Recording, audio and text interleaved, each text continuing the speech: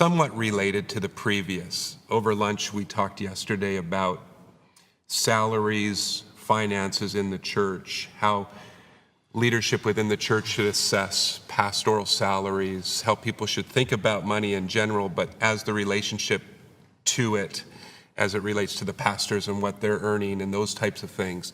You made some great comments that I'd love for you to share with others in regards to the way the church today functions in North America. It thinks like big business. It thinks like the world around them. It doesn't think Christianly about these things. Right. So can you speak into that and share some of the thoughts you shared yesterday? I can't remember them all, but I'll start talking and you can tell me what I'm not saying. Churches should not try to keep their pastors poor and should not want to make them rich. That'd be a good place to start. Don't muzzle the ox while he's treading out the grain, right. Which in context for Paul meant don't make him moonlight.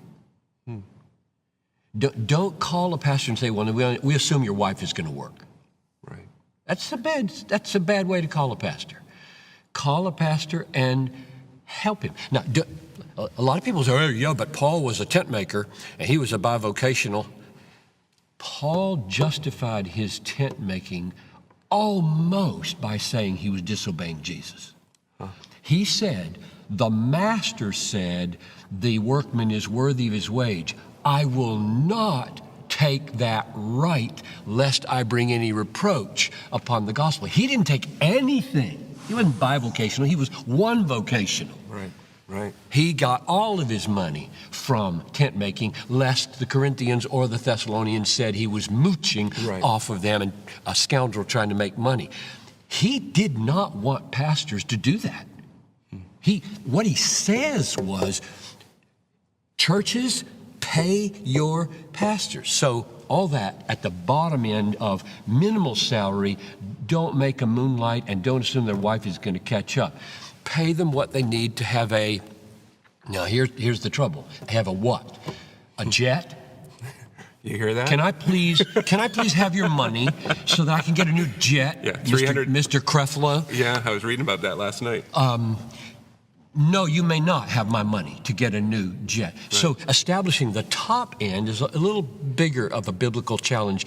And there I would go to texts like, those who desire to be rich fall into many temptations. They pierce themselves with many pangs and bring themselves to ruin. And therefore, I think pastors should teach their churches the dangers of money. It is hard for a rich man to get into the kingdom of heaven. Why would a pastor want to make it hard for himself or anybody else to get into the kingdom of heaven?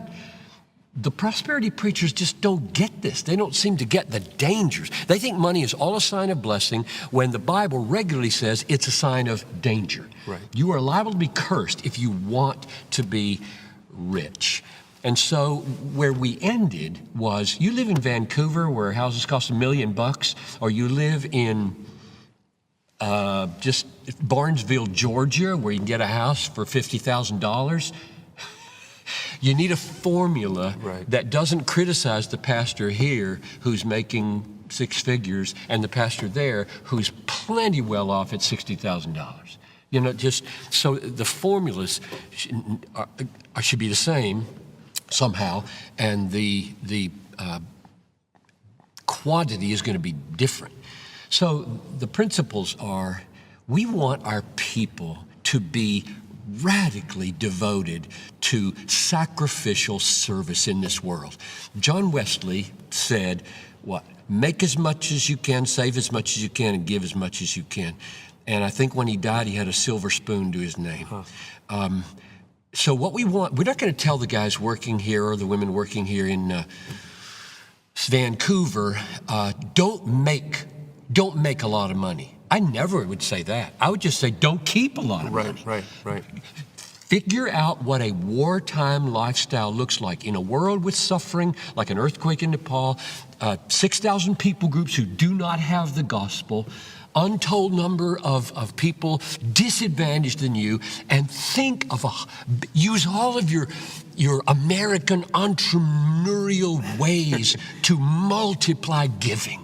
Be a generous people. So I think what you want to create is conduits and you want to preach, the conduits can be coated with copper, thank you very much. They don't need to be coated with gold. So let it flow, and the conduit of your house, your life, your car, keep it copper. Now, I could get more specific if you wanted me to about what copper is and what gold is. Lamborghini, Rini, whatever that car is, and Ford, or whatever you have here. And, just keep, if you make $500,000 a year, you don't need to symbolize it with your car and your rings and your watches and your suits. You don't.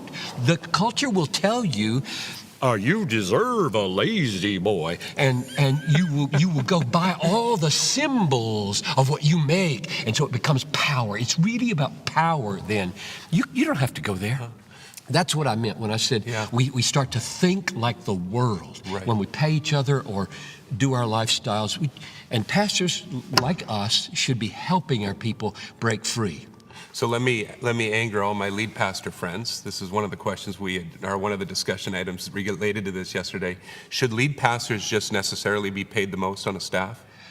What I said was, there came a moment when we had grown from one pastor in 1980 to 25 pastors in 2013, and I had put a cap on my salary. I said, don't go beyond this. I don't need it, and I think it's out of proportion. And they said to me, look, you're making it hard to pay these guys down the line what they ought to be paid, because there's you, there's leads, there's pastors, there's the support workers, and they're all gradated, and these people aren't getting enough because you put a cap on. And I looked at them and I said, makes you think they should be paid less than me? What's governing that? Why do you need, where is this coming from? That I have to be paid more than everybody when I tell you I don't need it. And that's just pure American. Right. That's pure American. That's not biblical. Need and merit both figure in. But if you got people down here who aren't making it, come on, catch them up. They need to be up. But you don't need to raise me. You don't need these big gaps between your pastors. Right.